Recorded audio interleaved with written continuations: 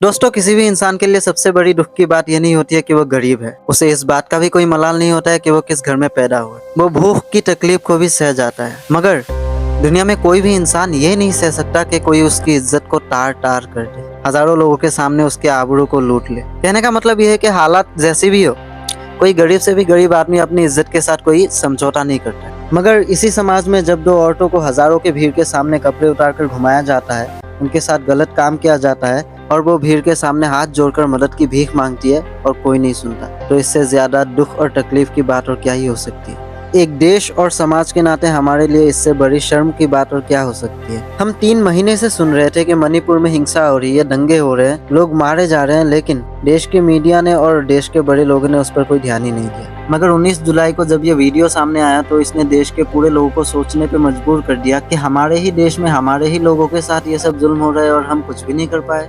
आखिर कौन है इन सब का जिम्मेदार, कौन है इन सब के पीछे? आखिर क्यों सरकार और पुलिस इतनी अपाहिज बनी रही कि अपनी ही बेटियों को नहीं बचा पाई? और देश का मीडिया, इसकी तो बात ही छोड़ दो यार। देश का मीडिया तो बस पाकिस्तान से आई हुई सीमा हैदर की कुंडली निकालने में लगी रही। तो चलिए सबसे पहले हम ये जान लेते हैं कि 3 महीने से मणिपुर में चल रही इस हिंसा का कारण क्या है। तो बात यह है कि मणिपुर में 3 मुख्य जातियां हैं। इसमें से एक है मैतेई, जो हिंदू जाति है।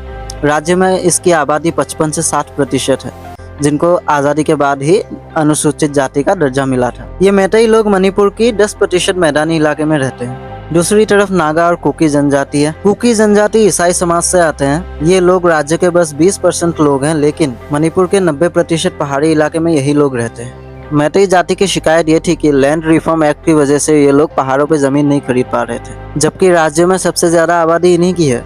इन लोगों की मांग थी कि इन्हें भी जनजाति का दर्जा दिया जाए ताकि ये लोग भी पहाड़ों पे जमीन खरीद सके। इसको लेकर मैतेई ट्राइब यूनियन पिछले कई सालों से मैतेई समुदाय को आदिवासी का दर्जा देने की मांग कर रही है, मगर कुकी और नागा जनजाति को ये बात कभी पसंद नहीं आई। फिर 19 अप्रैल को जब मामला हाईकोर्ट पहुंचा तो मणिपुर हाईकोर्ट ने राज्य सरकार से कहा कि वो 10 साल पुरानी केंद्रीय जनजाति मामलों के मंत्रालय की सिफारिश पेश करे। इस सिफारिश में मैतेई समुदाय को जनजाति का दर्जा देने के लिए कहा गया, जिसके बाद कुकी समाज की तरफ से इसका विरोध किया गया। हाईकोर्ट के इस आदेश को सुप्रीम कोर्ट तक चुनौती दी गई। कुकी समाज का कहना था कि मैतेई समाज का पहले से ही नौकरियों में दबदबा है। राज्य में 60 से 40 विधायक मैतेई समाज से ही आते हैं। ऐसे में अगर इनको जनजाति का दर्जा दिया गया तो ये लोग पहाड़ों पर जमीन खरीदना शुरू कर देंगे और कुकी समाज हाशिए पर चला जाएगा। इसी को लेकर 3 मई को एक रैली निकाली गई और देखते ही देखते ये रैली हिंसक हो गई। कुकी लोगों ने मैतेई समाज पर हमला किया, जिसके बाद मैतेई लोगों ने भी कुकी लोगों को अपना निशाना बनाना शुरू कर दिया। इसके बाद गिरजाघरों में आग लगी, लोगों के घरों में हमले हुए, लोग रातों रात अपने घर को छोड़ने पर मजबूर हो गए। रात के अंधेरे में गर्भवती महिलाओं को घर छोड़ के भागना पड़ा, कई बच्चे पानी में बह गए। देखते ही देखते जाति के इस लड़ाई ने धार्मिक रूप ले लिया।